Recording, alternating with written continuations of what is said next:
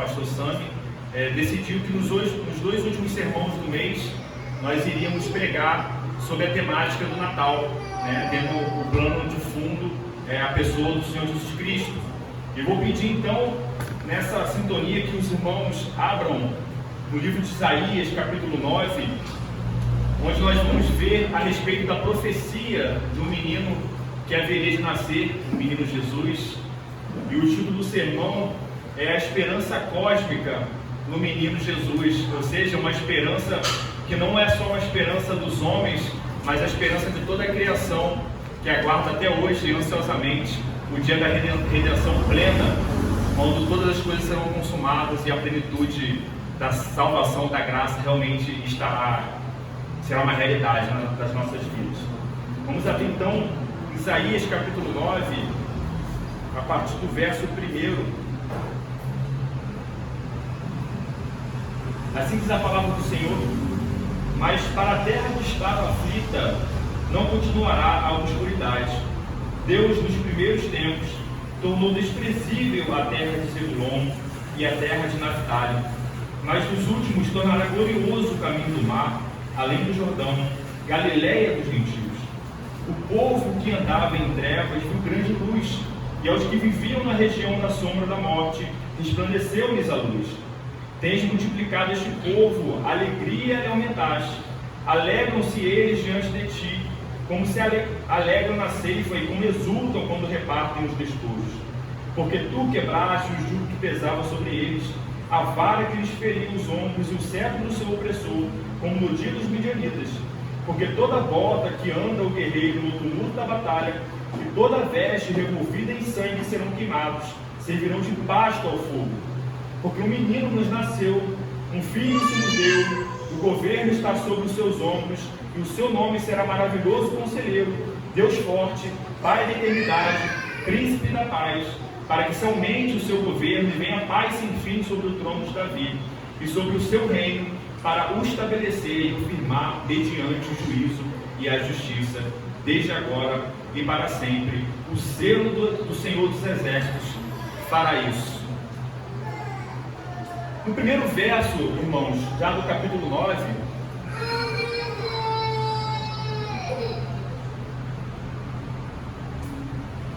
no primeiro verso do capítulo 9, nós já vemos aqui uma conjunção adversativa, aqui o mais para a terra que estava aflita. Diante dessa conjunção, nós ficamos diante do texto pensando o que mudou. A conjunção adversativa é justamente essa, ela expressa que houve uma mudança. Existia uma cláusula anterior, uma sentença anterior, um contexto anterior, que houve uma alteração para um novo contexto que será apresentado, uma nova situação que será apresentada.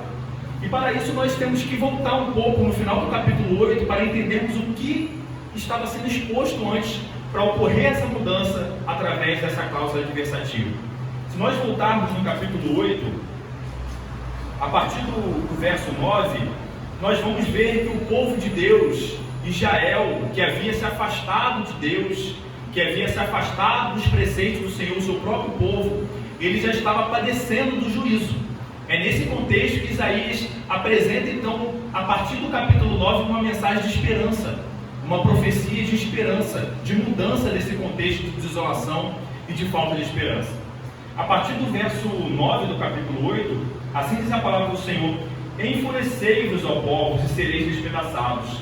Dai ouvidos todos que sois de países longínquos, ou seja, para além dos limites de Israel. Cinge-vos e sereis despedaçados. Cinge-vos e sereis despedaçados. Forjai projetos e eles serão frustrados. Dai ordens e elas não serão cumpridas, porque Deus é conosco. Porque assim o Senhor me disse, tendo forte a mão sobre mim, e me advertiu que não andasse pelo caminho deste povo, ou seja, do povo de Deus de Israel, dizendo: não chameis conjuração a tudo quanto este povo chama conjuração. Não temais o que ele teme, nem tomeis isso por temível. Ao Senhor dos Exércitos, a Ele santificai, seja Ele o vosso temor, seja Ele o vosso espanto. Ele vos será santuário, mas será pedra de tropeço e rocha de ofensa às duas casas de Israel, laço e armadilha aos moradores de Jerusalém. Muitos dentre eles tropeçarão e cairão, serão quebrantados, enlaçados e presos. Resguarda o testemunho, sela a lei no coração dos meus discípulos. Esperarei no Senhor, que esconde o seu rosto da casa de Jacó, e a ele aguardarei. Eis-me aqui e os filhos que o Senhor me deu, para sinais e para maravilhas em Israel, da parte do Senhor dos Exércitos, que habita no monte de Sião. Quando vos disseram, consultai os necromantes e os adivinhos, que chileiam e murmuram, acaso não consultará o povo ao seu Deus? A favor dos vivos se consultarão os mortos? A lei e ao testemunho. Se eles não falarem desta maneira, jamais verão a alva. Passarão pela terra duramente oprimidos e famintos, e será que quando tiverem fome, enfurecendo-se, amaldiçoarão ao seu rei e ao seu Deus, olhando para cima, olharão para a terra, e eis aí angústia, escuridão e sombras de ansiedade, e serão lançados para densas trevas. Mas para a terra, aqui nós temos a cláusula de mudança. Nós vemos aqui no capítulo 8 que o povo de Deus havia se afastado do Deus. O povo do pacto havia quebrado os preceitos do pacto. Eles estavam consultando adivinhos, eles estavam consultando necromantes, eles não estavam mais dando ouvidos ao testemunho da lei, aquilo que a palavra de Deus dizia, aquilo que o Senhor havia revelado a eles, aquelas tábuas dos mandamentos entregues por meio de Moisés no Monte Sinai, onde Deus ouviu, onde o povo ouviu o próprio Deus falando com eles. Esse povo havia se afastado de Deus. E nós vemos então que eles iriam passar por grande opressão. Eles seriam então oprimidos e famintos, sentiriam fome, iriam se enfurecer por essa situação e olhariam para cima. Além de amaldiçoar os irmãos, ele amaldiçoaria o próprio Deus. Esse é o contexto que Isaías, o profeta, está anunciando. O contexto do povo que havia se afastado, do povo que estava diante do juízo. No contexto histórico aqui, o povo estava sofrendo o ataque dos assírios e haveria de enfrentar os babilônicos, que iriam assolar e desolar a terra e fazer com que eles fossem levados para o exílio. Esse é o contexto quando não há esperança para o povo. Um povo de dura cerviz, um povo que tinha se afastado de Deus e seus preceitos. Mas nós vamos ver a partir do capítulo 9 que esse Deus, ele é fiel. Ele não é fiel a esse povo que estava quebrando aos seus preceitos, não por causa deles. Ele é fiel antes à sua palavra e ao seu pacto, porque ele jurou por si mesmo aos pais. Ele não jurou por homem algum, ele jurou por si mesmo, porque não há nenhum nome acima dele para que possa ser jurado.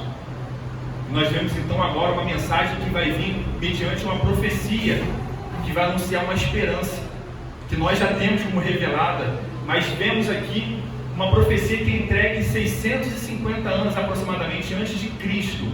6 séculos antes do nascimento do Senhor Jesus Cristo. É um contexto histórico onde Isaías está anunciando o nascimento de um menino.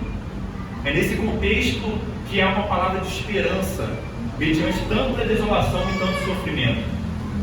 Nós vemos então que, mas, para a terra que estava aflita, essa terra que ele anunciou no capítulo 8, não continuará a obscuridade.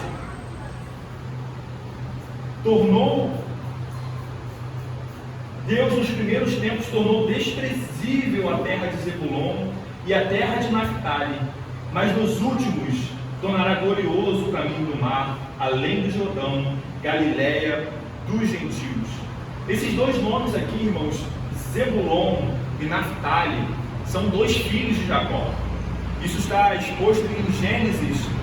Em Gênesis capítulo 35, nós vemos no final do capítulo 35 a árvore genealógica e os herdeiros, os descendentes de Jacó. E dentre esses herdeiros está Naftali e Zebulon. Nós já ouvimos falar a respeito das 12 tribos. E essas 12 tribos, cada tribo representa um filho de Jacó. Esses dois filhos representavam duas tribos. E na história do Antigo Testamento, nós temos que das 12 tribos, 10 se afastaram do preceito do Senhor. E dentro dessas 10 estavam essas duas tribos, a tribo de Zebulon e a tribo de Naftali. E por conta desse afastamento, das transgressões continuadas deles, nós temos que o Senhor tornou desprezível a terra habitada por eles. O Senhor rejeitou essas tribos como juízo, desprezou. Nós vemos então nesse território os limites de Zebulon e de Naftali, que até então, até a revelação, até vindo o Senhor Jesus Cristo, era uma terra desprezível diante de Deus, uma terra onde pairava a escuridão, as trevas e a obscuridade. Agora há uma esperança para essa terra, porque nos últimos dias tornará glorioso o caminho do mar além do Jordão, a Galileia dos gentios. Nós vemos que isso se cumpre em Mateus capítulo 4, se os irmãos puderem abrir, Mateus capítulo 4, verso 12.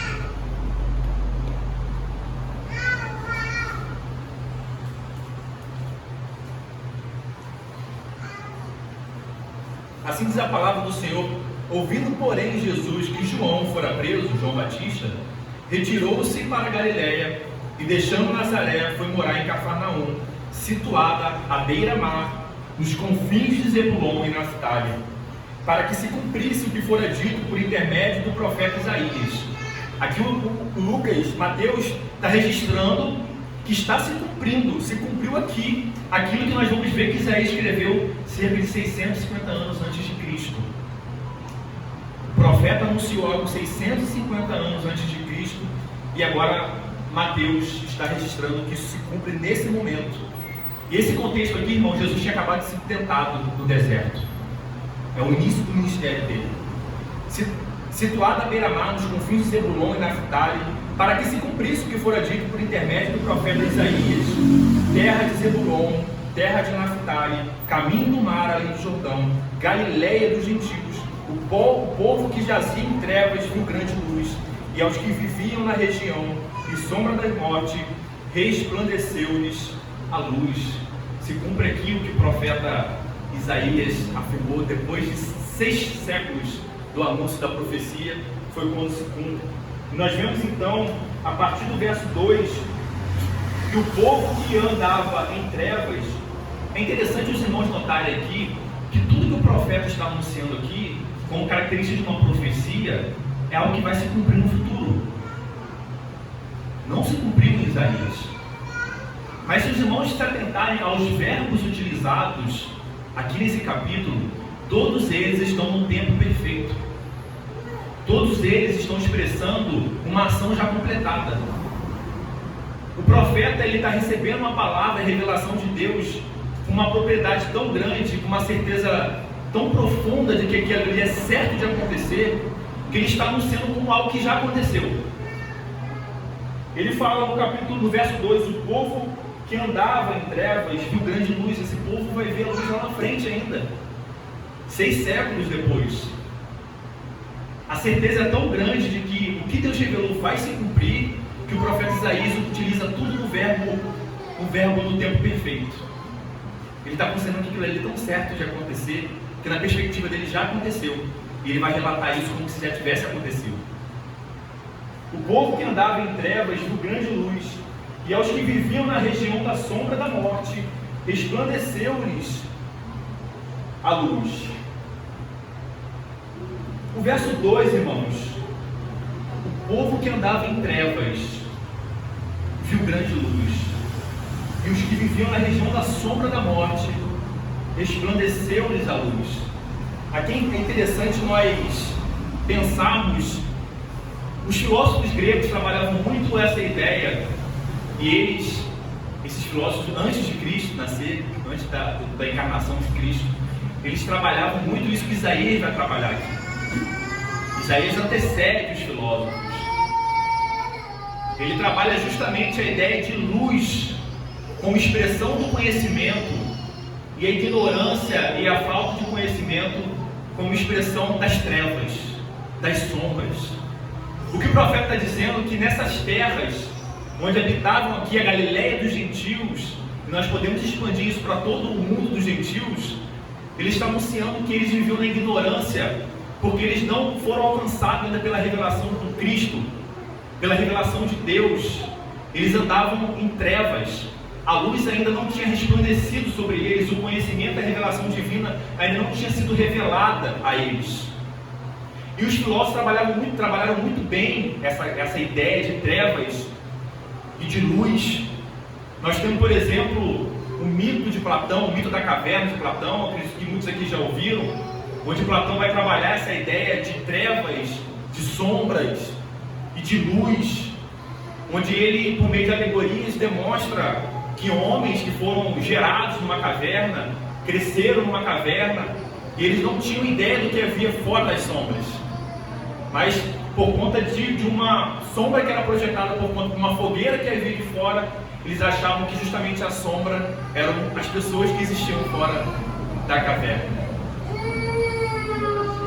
Mas nós vemos que um homem foi libertado lá, e ele busca sair da caverna, e mesmo cegado inicialmente por conta daquela fogueira que brilhou na sua luz, porque ele nunca tinha visto a luz desde o seu nascimento, depois de um tempo ele enxerga o que havia fora, ele enxerga a beleza que havia fora da caverna, e ele busca então trazer e libertar os outros homens, os seus companheiros da caverna, para que eles pudessem ver a luz. E Platão vai concluir que aqueles homens, na verdade, eles buscariam matar, porque eles não acreditariam, considerariam eles como loucos. E é justamente isso que nós vemos aqui, porque os filósofos gregos, eles se apegaram a uma luz, a um conhecimento, ou uma ausência de conhecimento que é muito inferior àquilo que Isaías está anunciando. Eles não tinham a compreensão da profundidade do que é realmente a luz, do que é realmente o conhecimento de Deus. Esses filósofos, eles ansiaram conhecer, mas eles não conheceram, porque na plenitude do tempo, na providência de Deus, nos seus desígnios, aprove ao Senhor que Cristo viesse depois de Platão, depois de Sócrates, depois de Aristóteles. O Senhor não revelou a esses homens a luz que havia de brilhar por meio do seu Filho. Eles não experimentaram o verdadeiro conhecimento. Eles não tocaram a sabedoria. Eles não foram bem-aventurados como foi Simeão. Cristo é a sabedoria encarnada. Cristo é o conhecimento pleno de Deus. Ele é o Verbo. É por meio dele que nós temos todas as coisas são sustentadas. É ele que morreu por nós. Ele é o centro de todas as coisas. Porque o Pai colocou o seu Filho acima de tudo e de todos. O nome é acima de todos. Se nós abrirmos a palavra de Deus em Lucas capítulo 2, verso 25 ao 32, nós vamos ver a respeito de Simeão, esse homem simples, não um filósofo, mas que viu o que os filósofos não viram. Havia em Jerusalém um homem chamado Simeão, homem esse justo e piedoso, que esperava a consolação de Israel. E o Espírito Santo estava sobre ele, e revelara-lhe o Espírito Santo que não passaria pela morte antes de ver o Cristo do Senhor. Movido pelo Espírito, foi ao templo, e quando os pais trouxeram o menino Jesus para fazerem com ele o que a lei ordenava, Simeão tomou nos braços e louvou a Deus, dizendo: agora, Senhor, podes despedir em paz o teu servo, segundo a tua palavra, porque os meus olhos já viram a tua salvação, a qual preparaste diante de todos os povos, luz para a revelação aos gentios e para a glória do teu povo de Israel. Simeão cantou, porque o Espírito Santo havia revelado para ele que ele não haveria de morrer antes de ver o Cristo. E Simeão, sendo guiado para o templo, porque o Espírito levou lá, os olhos dele presenciaram o Deus encarnado, menino. Simeão viu a salvação prometida Simeão, como judeu, que tinha a Torá e a palavra de Deus como ordem e preceito, ele tinha o livro de Isaías, e o texto vai falar que ele aguardava ansiosamente a consolação de Israel. Sócrates, Aristóteles, Platão e muitos outros filósofos não tiveram privilégio de que um homem simples como Simeão teve, de ver o verbo encarnado na pessoa de um menino, o verbo como criança, a sabedoria ali diante dele, a salvação não somente do povo dele, dele mesmo, mas a salvação dos gentios, de todo o planeta. Estava ali diante dos olhos dele, tudo aquilo que estava sendo prometido no Antigo Testamento, os olhos dele viram. Ele pôde se despedir em paz, porque ele viu a consolação de Israel. É nesse contexto que Isaías está anunciando a luz. Esse povo dos limites de Zebulon, de Naftali, no caminho do mar, além do Jordão, Galileia dos gentios, esse povo andava em trevas. Esse povo não conhecia Deus. Esse povo era inimigo de Deus. Mas o Senhor, nosso Deus, enviou seu Filho Jesus para iluminar a vida deles. Cristo é a luz. E por conta da revelação que há em Cristo, e dessa luz que ilumina o mais profundo do ser, nós temos que imaginar, irmãos, porque nós temos uma tendência a ler a palavra de Deus, ou de pensar na palavra de Deus, e não entender além do que está escrito, além da superfície do que nos é exposto por meio de palavras. Há um significado profundo aqui. Quando nos é mostrado por meio da palavra de Deus que esse povo andava em espiritualmente eles eram cegos. Às vezes, para nós imaginarmos o que isso significa, é imaginar nós como cegos. E pior do que o cego físico é a cegueira espiritual. Esses homens não tinham esperança, eles viviam dos seus desígnios, dos seus planos, como se não existisse um Deus, ou adorando a falsos deuses como pagãos. É nesse contexto de obscuridade, de trevas, que Isaías está anunciando que há um start e há uma mudança, porque esses homens que nunca viram a luz, agora eles seriam iluminados por meio da luz. Não é por meio daquele que passa a luz. Ele não é o instrumento da luz, ele é a fonte da luz, ele é a própria luz. Ele é instrumento que nos ilumina e ao mesmo tempo ele é a fonte da luz. É nesse contexto que Deus muda. O mais, essa conjunção aqui é muito importante nós fixarmos, porque muitas vezes ela se repete nas Escrituras. Geralmente o mais, ele antecede um ato de misericórdia de Deus.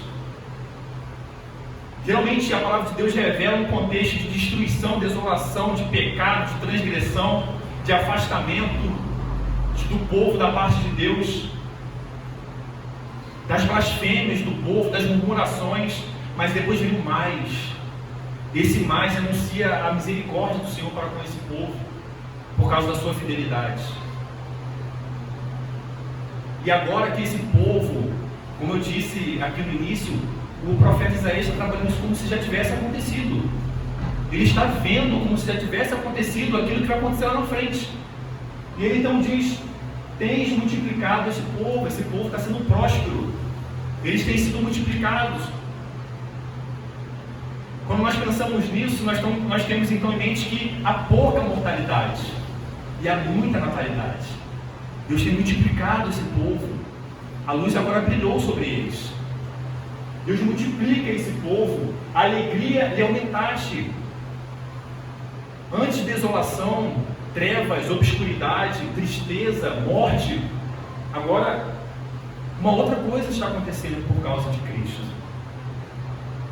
A alegria lhe aumentaste, alegram-se eles diante de ti, como se alegram na ceifa, e como exultam quando repartem os despojos.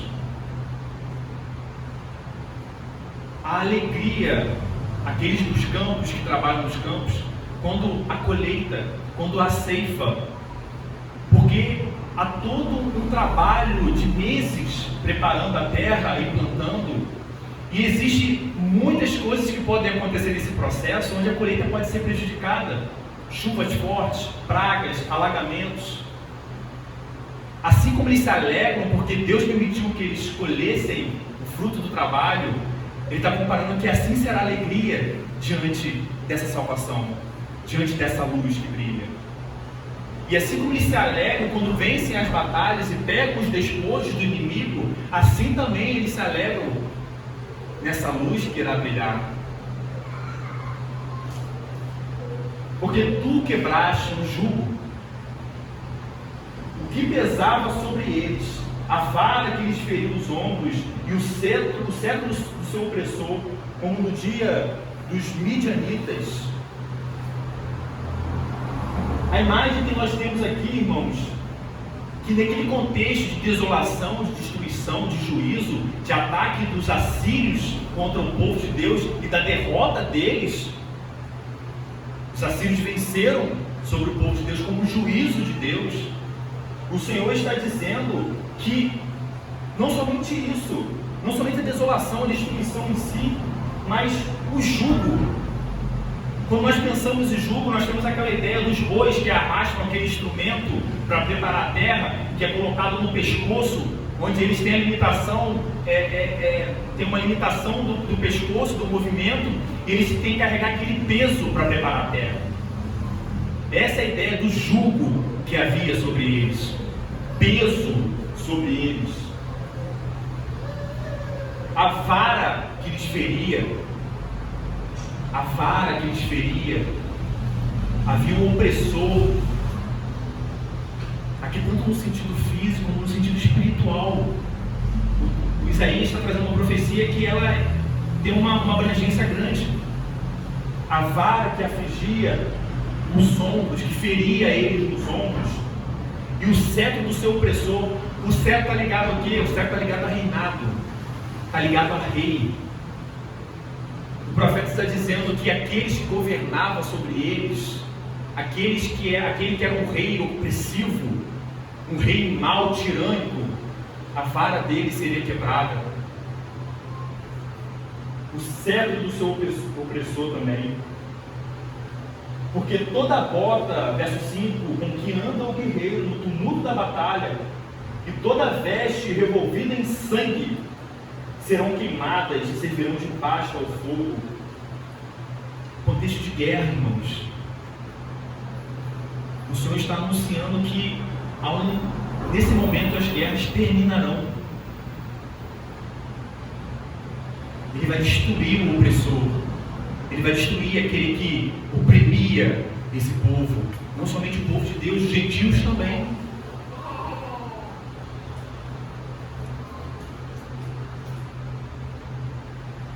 Porque toda bota com que anda o guerreiro, seja as vestes do guerreiro,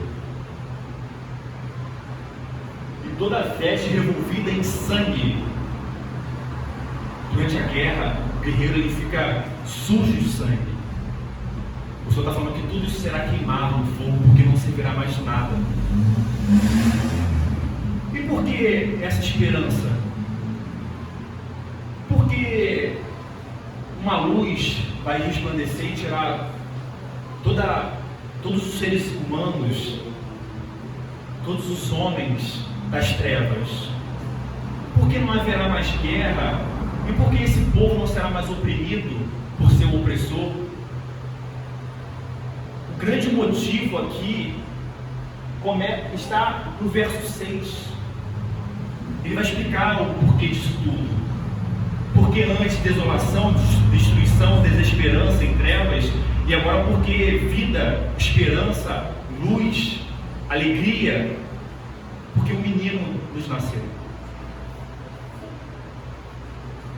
Um filho se nos deu, filho de Israel, o ungido de Deus, o prometido.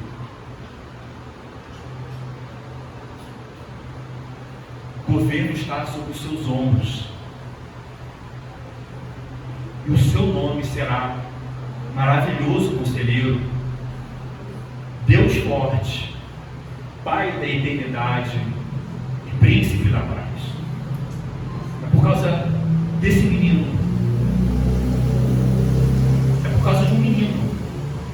Olha como Deus está trazendo por meio do profeta Isaías, e como ele tem trabalhado de um lado destruição, trevas, opressor, guerra, guerreiros, e de um contraste a tudo isso, um menino. O Senhor está falando que vai levantar um guerreiro, um opressor maior que os assírios, um tirano maior que os babilônicos. É um menino. Sobre esse menino está o governo. Um filho se nos deu.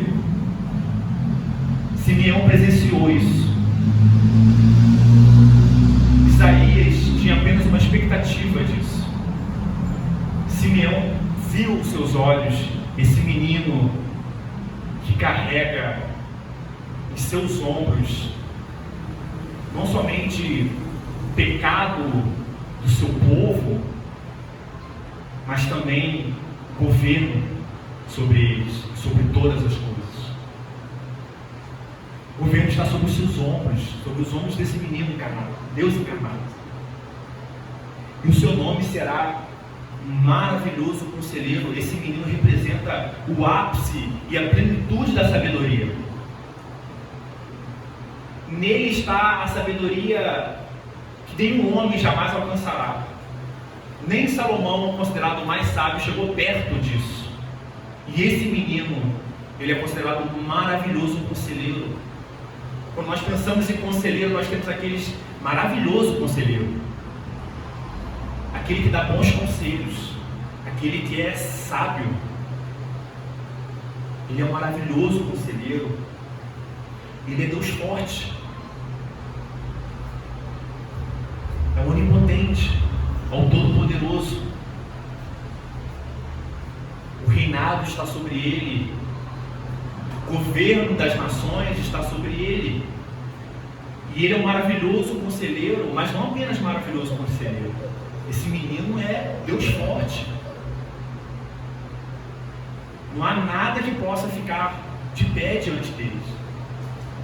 Não há Roma, não há Síria, não há Babilônia, não há União Soviética, não há China, não há ideologia alguma, comunismo, socialismo. Nada pode fazer força diante desse menino, porque ele é Deus forte. Ele é o Pai da eternidade. E aqui o significado de Pai da eternidade, nós podemos trazer dois significados aqui. Primeiro, que ele é o Pai do tempo, ele é o Criador do tempo, ele está acima do tempo. O tempo é instrumento para o seu governo e para os seus desígnios. Ele é o Pai da eternidade. Não podemos confundir aqui ele como Deus Pai, certo? A Trindade, Deus Pai, Deus Filho, Deus Espírito. Não, Deus Pai, ele é Deus Filho, mas ele é o Pai da eternidade. Uma outra aplicação é que os reis assírios falavam que eles eram reis, eles eram pais da sua nação. O rei dizia ser pai da nação. Então uma outra aplicação aqui é que Jesus Cristo, esse menino, ele seria o Pai eterno.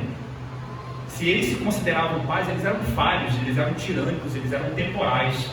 Mas esse rei, esse menino, o rei que haveria de governar, ele era um Pai eterno. O tempo para ele é indiferente, ele controla o tempo. E ele é príncipe da paz. Nós vimos aqui no verso anterior a bota do guerreiro que era utilizada nas batalhas, as roupas sujas de sangue após a batalha deveriam ser queimadas, porque o menino nos nasceu e ele é o príncipe da paz. Ele não vem trazendo desolação e violência e sangue destruindo todas as coisas, como nós vemos na história onde muitos povos fizeram isso.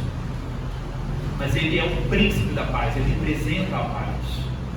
A forma como ele governa não se confunde com esses reis tirânicos, não se confunde com esses pseudos cristãos que infelizmente em nome de Cristo fizeram atrocidades.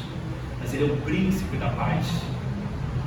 Hoje pela manhã estávamos sendo expostos ao estudo e nos foi dito a respeito de uma palavra que tivesse marcado o estudo ministrado pelo irmão Israel. O irmão Hugo, que estava aqui, ele trouxe uma reflexão muito interessante, e como nós conectarmos com o príncipe da paz, que é após a morte de Cristo. Cristo foi crucificado e morto, e 3 dias havia se passado, e os seus discípulos estavam sem esperança. Eles tinham se esquecido da palavra de Deus, de que Cristo havia de ressuscitar ao 3º dia. E diante daquela desesperança, daquela desolação, daquela falta de expectativa, porque alguns dias atrás eles tinham aquele que seria o seu rei, onde eles tinham uma esperança política de que Cristo haveria de governar, colocando sobre os pés dele Roma e trazendo politicamente agora o povo de Deus, os judeus, como centro do Mediterrâneo. Mas tudo aquilo havia ruído porque o Cristo havia morrido. Mas então o Senhor aparece repentinamente diante deles. E qual a palavra que Deus, a expressão que o Senhor usa? Paz seja convosco. A paz seja convosco. Eles estavam destruídos. Cristo, como príncipe da paz que ele é, ele aparece diante daquele caos e apenas anuncia: paz seja convosco. Aquietem os seus corações. Esse é o príncipe da paz. Esse menino, nosso Cristo, é o príncipe da paz. Isso no verso 7, para que se aumente o seu governo e venha a paz sem fim sobre o trono de Davi, porque o Messias é prometido como aquele que descenderia de Davi, aquele rei que Davi figurou, prefigurou, mas Davi era temporal. O reinado dele não tem fim. O reinado dele é para sempre. Venha paz sem fim sobre o trono de Davi e sobre o seu reino, para o estabelecer e o firmar mediante o juízo e a justiça. Esse rei, ele representa a justiça. Ele não é só a paz, ele não é só a sabedoria, ele não é só um maravilhoso conselheiro, e nem só forte. Ele também é o exemplo e a personificação da justiça. O governo dele é um governo justo. O governo dele é um governo de equidade. O governo dele é um governo que vê todas as obras, perscrutando o coração dos homens e aplicando juízo às obras más e recompensa às obras boas. Ele é o justo juiz. Como nós pensamos em juiz, nós brasileiros estamos tão sem esperança no papel dos juízes, do nosso judiciário, por conta de tudo que tem acontecido, da falta de imparcialidade, da inclinação para perverter a lei. Mas nós devemos olhar porque um menino nos nasceu. Isaías e aquele povo está olhando o menino que carrega todo esse título que haveria de nascer no futuro, o Cristo ungido. Nós já temos a revelação plena. Nós olhamos para trás e a nossa esperança deve estar nele. É ele que firma mediante o justo e a justiça. Ele é o nosso juiz. Nele há a justiça perfeita. E Deus que no mundo haverá de punir os homens por suas maldades. Isso deve nos trazer esperança. Como foi trabalhado aqui no estudo do irmão Israel, nós não devemos agir como os ímpios, diante de situações como essas. Mas devemos agir diante dessas situações como aqueles que têm a promessa de que há um Deus e de que há juízo divino, que haverá de retribuir todos os homens segundo as suas obras. Desde agora e para sempre, o selo do Senhor dos Exércitos fará justiça. Essa é a profecia anunciada a Isaías. Isaías quis ver, mas não viu. Simeão viu isso. Simeão viu com os seus olhos, e nós recebemos o Evangelho que se chegou mediante a pregação do Evangelho de Cristo Jesus. E nesse contexto que nós estamos de Natal, apesar das supérfluas, insignificantes disputas sobre comemorar ou não o Natal, nós devemos aproveitar uma situação e um contexto onde poderia estar sendo comemorado tantas outras situações, como nós vemos no mundo onde as pessoas não falam mais de Deus, não falam mais de virtudes, buscam cada vez mais a imoralidade, buscam cada vez mais aquilo que é injusto. Eles se aprazem em zombar das coisas de Deus, como nós vimos aqui agora. Eles gostam disso. Eles gostam. É uma sociedade que está longe de Deus. É uma sociedade que está longe de Deus. E nós devemos aproveitar um ambiente como esse, aproveitar porque ele existe. Não saberemos até quando, nesse mundo cada vez mais secularizado, se haverá um mês ou um dia que se comemora o nascimento de Cristo. Nós temos visto que o próprio significado do Natal tem perdido o seu significado. Cada vez mais um intuito mais capitalista, mais mercadológico, tem empurrado o significado do nascimento de Cristo, das suas virtudes, de buscar as virtudes, de buscar o amor ao próximo, de buscar se abdicar, de buscar se sacrificar por alguém que está passando por alguma necessidade, de pregar realmente que há esperança nesse menino que nasceu, como foi anunciado aqui. E nós, muitas das vezes, vamos para a internet perder tempo com disputas totalmente insignificantes. Será que diante de toda a imoralidade que nós estamos vivendo, será que é isso mesmo que nós vamos perder o nosso tempo? Ao invés de aproveitar um contexto como esse para anunciar o Evangelho de Cristo, vamos ficar perdendo nosso tempo digitando: não, o nascimento de Cristo não foi dia 25 de dezembro, foi outro período. Isso é insignificante, irmãos. A Bíblia não revela qual foi o dia. Nós sabemos que não foi o dia 25, mas que venhamos utilizar esse período para relembrar os feitos do Senhor na nossa vida, a promessa do menino que se cumpriu, que foi profetizado por Isaías, que venhamos anunciar a esperança a esses homens, a essa sociedade que está longe de Deus, longe do Cristo, que venhamos relembrar os atos de salvação de Deus em nossas vidas e na vida do seu povo. Nós temos visto que cada vez mais a sociedade tem se afastado de Deus, e há consequências para isso. Quanto mais uma sociedade renuncia ao seu Deus, ao Deus verdadeiro, ao Cristo, ele sofre consequências que nós estamos colhendo hoje. Outra aplicação que nós podemos retirar do texto é que a misericórdia divina, ela é em favor de transgressores e de pecadores. Nós vemos que o profeta Isaías, antes de anunciar um momento de esperança, de paz, de alegria por meio desse menino que haveria de nascer, ele demonstra antes um período de desolação, um período de juízo por causa da transgressão do povo de Deus. E por isso que nós destacamos aqui como é maravilhoso, como há uma profundidade, numa conjunção mais, uma simples conjunção adversativa mais, ela pode expressar uma misericórdia excelsa e profunda de Cristo. Na perícope de hoje nós vimos que diante dessa desolação e obscuridade, logo após o mais vem a esperança desse menino. E quando nós vamos para a Epístola Paulina aos Efésios, no capítulo 2 a dinâmica é a mesma. Capítulo 2, a partir do verso 1, o apóstolo Paulo ele vai demonstrar o antes e o depois da salvação divina.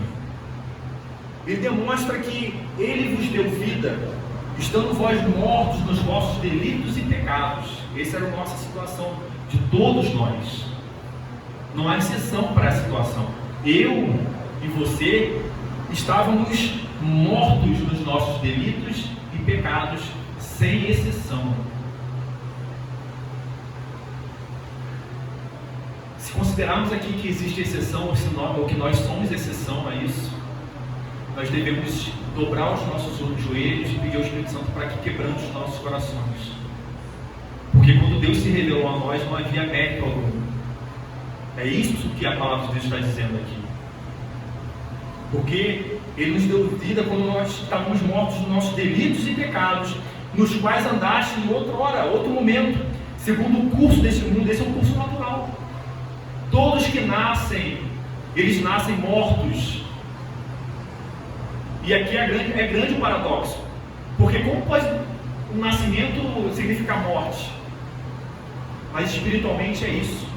Todos após Adão nascem mortos. Eles são como nascem mortos. Eles não nascem com vida espiritual.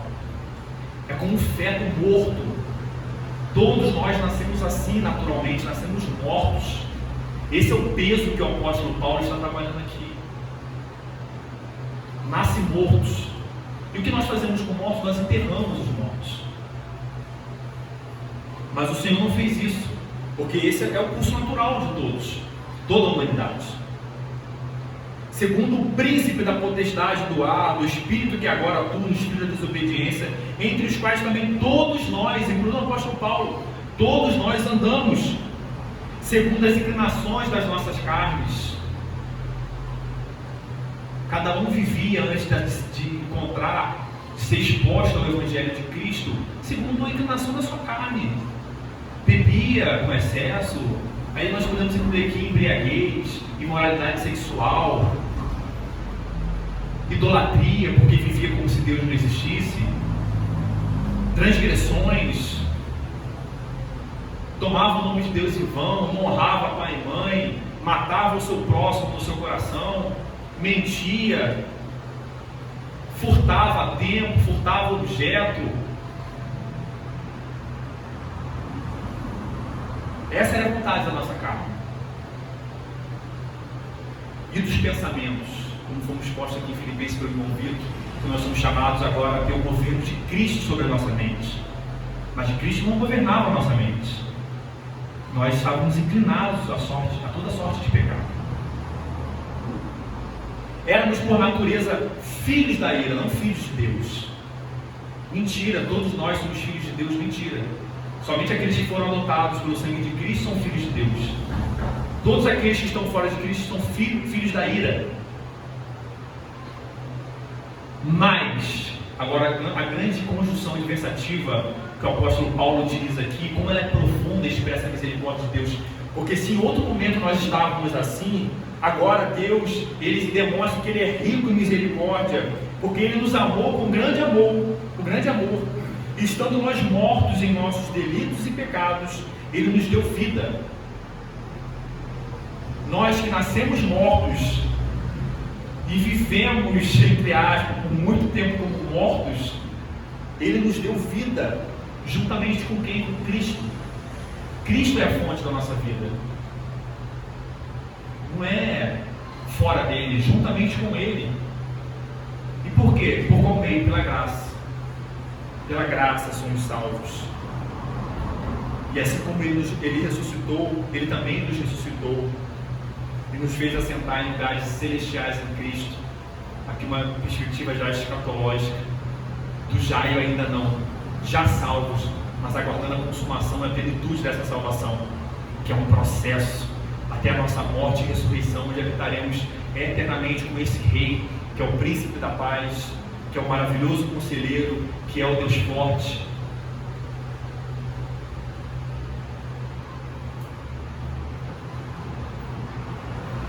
Que nós venhamos, irmãos, nesse período realmente ter essa esperança, que o Senhor venha reavivar dentro de nós a esperança que para Isaías era uma expectativa, mas para nós já é algo consumado, já é algo que ocorreu, já é um evento grandioso, maravilhoso, que tem sido anunciado já há mais de 2000 anos.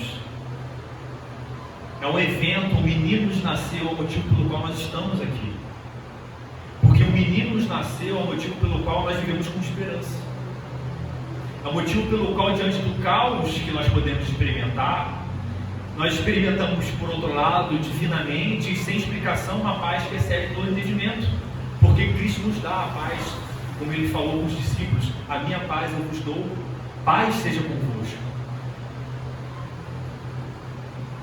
Que possamos ter isso firmes em nosso coração, que possamos reavaliar a nossa vida, as nossas ambições, e possamos pedir por meio do Espírito Santo que atua dentro de nós, que Ele possa colocar a bússola espiritual que nos leve para a eternidade, que nos leve para um lugar onde não haverá choro, não haverá sofrimento, não haverá dor.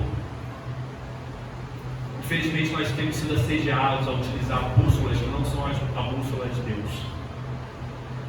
Infelizmente nós temos colocado como norte muitas coisas que não é Deus. Todos nós.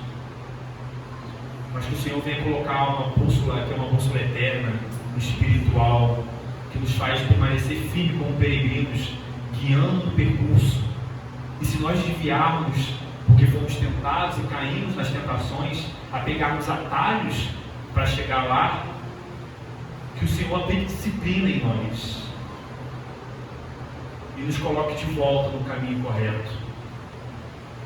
Que possamos realmente hoje, e nesse mês do Natal, pensarmos na esperança, essa expectativa, como o apóstolo Paulo fala em Romanos capítulo 8. Para encerrar, vamos abrir Romanos capítulo 8. Essa esperança que o apóstolo Paulo fala. Por isso aqui, que é a esperança é cósmica, porque a esperança em Cristo não é somente dos homens, é uma esperança de toda a criação, de todo o cosmo.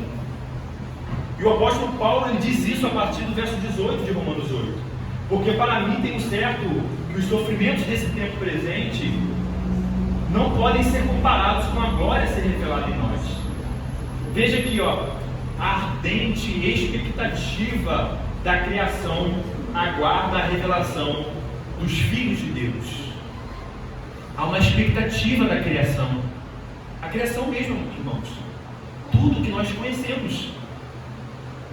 A criação está aguardando o grande momento. Ela sofre ainda por causa do pecado dos homens. Animais são maltratados, florestas são queimadas e destruídas. Todo o mundo, todo o planeta está desequilibrado por causa da atuação do homem, que não é regido pela lei de Deus, mas pelo desequilíbrio que o pecado causa. Essa criação está aguardando esse grande dia, é uma grande expectativa da criação para esse grande dia da redenção. Pois a criação está sujeita à vaidade, não voluntariamente. A criação não tem vontade, ela não quis se sujeitar a isso, ela foi sujeita por quem? Pelo homem. Deus, quando criou o homem, Ele falou que o homem iria dominar sobre todas as coisas criadas, e ele não exerceu o domínio corretamente como um bom mordomo de Deus, mas ele agiu com tirania e opressão. Ele se colocou no lugar de Deus e governa sem a justiça, sem o amor, sem a paz. 21, na esperança de que a própria criação será redimida do cativeiro da corrupção para a liberdade da glória dos filhos de Deus. Há uma expectativa da criação E como essa criação ela está sujeita aos homens, porque Deus assim sujeitou, agora elas esperam a redenção dos filhos de Deus, nós os salvos. Ela espera porque com a redenção dos homens haverá também a redenção em consequência dessa criação também. Porque nesse novo céu, nessa nova terra, onde nós habitaremos com Deus, nós agora, os filhos de Deus, não serão guiados pelo pecado, não serão guiados por sua vontade, não haverá vontade de domínio, vontade de destruição. Tudo isso que representa o mal será abolido e extirpado. Então a criação irá experimentar agora uma habitação em paz e harmonia com Deus. Quanto mais os homens se afastam da harmonia com Deus, mais essa geração e toda a criação sofre. Quanto mais a sociedade e os homens se aproximam da harmonia e têm harmonia com Deus, a consequência é que haverá harmonia com a criação e com os outros homens. E no mundo vindouro, onde não haverá desarmonia, porque Deus habitará diante de nós e extirpará todo o efeito do pecado, nós haveremos de experimentar uma harmonia plena. O que para nós é inconcebível hoje. Porque nós mesmos somos a causa da desarmonia. Nós mesmos pensamos temos maus pensamentos em relação ao nosso próximo. Nós mesmos causamos o conflito. Mas nesse mundo vindouro, que só existe e que só é prometido porque o menino nos nasceu, nós haveremos de habitar em paz. Nós haveremos de ver agora plenamente o que nós ainda vemos no processo, essas características plenas, sem guerra, com paz. Que venhamos aguardar ansiosamente esse momento, porque para nós ainda é uma expectativa, não o nascimento. Nós vimos que o nascimento já ocorreu. O Evangelho chegou até nós por conta disso. Mas ainda Deus nos chama a esperar por algo e a ter uma expectativa também, porque só pode ter esperança aquele que espera, senão não é esperança, como Paulo diz aqui em Romanos 8. Bem, vamos orar ao Senhor. Deus, somos gratos a Ti pela Tua palavra, Senhor. Muito obrigado porque podemos meditar e refletir a respeito da Tua palavra, a respeito daquilo que o Seu profeta anunciou cerca de 6 séculos antes do Senhor Jesus Cristo nascer e encarnar, o Deus encarnado. E nós podemos hoje, Pai, experimentar os efeitos desse nascimento. Simeão viu com os próprios olhos o menino Jesus, e nós vivemos pela fé desse nascimento, pela fé da pregação do Evangelho, aguardando ainda o processo se fechar na redenção de todas as coisas. Que nesse mês, Pai, nós devemos meditar isso todo sempre, mas que nesse mês nós possamos compartilhar isso com outras pessoas, de que existe esperança, de que existe vida e de que existe luz que brilha sobre as trevas, do bem que vence o mal, porque o menino nos nasceu e o governo e a soberania está sobre os ombros dele. Ele é maravilhoso conselheiro, ele é Deus forte, ele é o Pai da eternidade, ele é o príncipe da paz. Obrigado, Senhor, porque diante dessas verdades transcendentes, Pai, eternas, nós podemos ter um vislumbre daquilo que haverá de ser na grande redenção. Que nosso coração possa estar firmado por meio do Espírito Santo, Deus, que atua em nós, a estarmos firmes, sempre nessa esperança e nessa expectativa, aguardando com paciência esse grande dia. E sempre glorificando a Ti, Senhor Jesus Cristo, pela salvação que chegou até nós 2 milênios depois, cerca de 2 milênios depois. Nós sabemos, como foi dito aqui, o seu governo é eterno. O seu governo é eterno, é para todo sempre. Nós passaremos. O Senhor continua governando e outros experimentarão os benefícios do seu governo ainda aqui nessa terra.